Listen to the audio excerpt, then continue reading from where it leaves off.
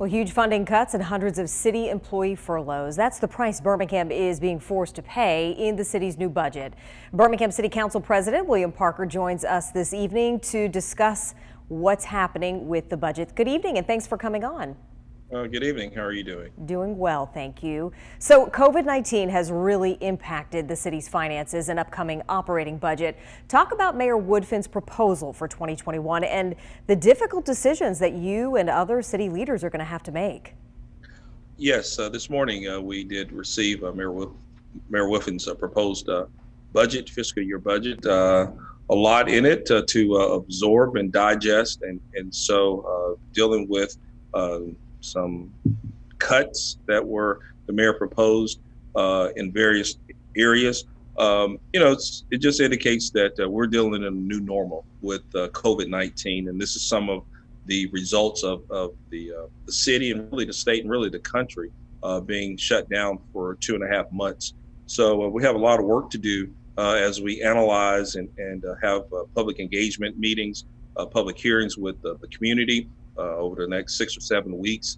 So we have a lot of work to do. We'll be burning a lot of the midnight oil to see how can we make sure that we provide the services to the residents in all 99 neighborhoods. So it's going to be a balancing act. So we have a lot of work to do as we move forward. And you talked about city services. The mayor suggested furloughs for full and part-time city employees for an indefinite amount of time. How will that impact city services if that is the end result? That's one of the questions we will be having conversations about, receiving reports from the finance department and various departments as we move forward through the budget process. This is just the beginning of the process. And so that's going to require the council having public engagement, conversations with the public, those entities that are involved or affected by the budget. We'll provide them an opportunity to express their concerns, but also talk about their strategic plans. See as we go through the budget, see where there are some areas possibly that we can make some adjustments. So it's a lot of work that needs to be done.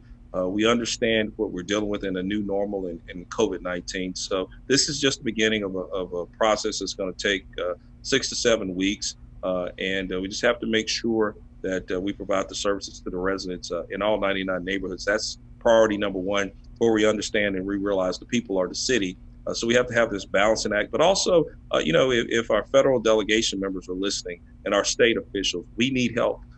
Some one-time funding would be very, very much appreciative as we move forward to this between $1 to $3 trillion package that's moving through Congress. We need relief in the city of Birmingham. So we'll be leaning on our federal partners for assistance as we move forward over the next couple of weeks as well. For the last couple of years, the city has really seen some growth across the board. In your opinion, is this going to be difficult to regain that momentum? Yes and no. I think first thing is we've got to be able to flatten the curve and be able to flatten the curve on COVID-19. But I think Birmingham's best days are truly yet to come.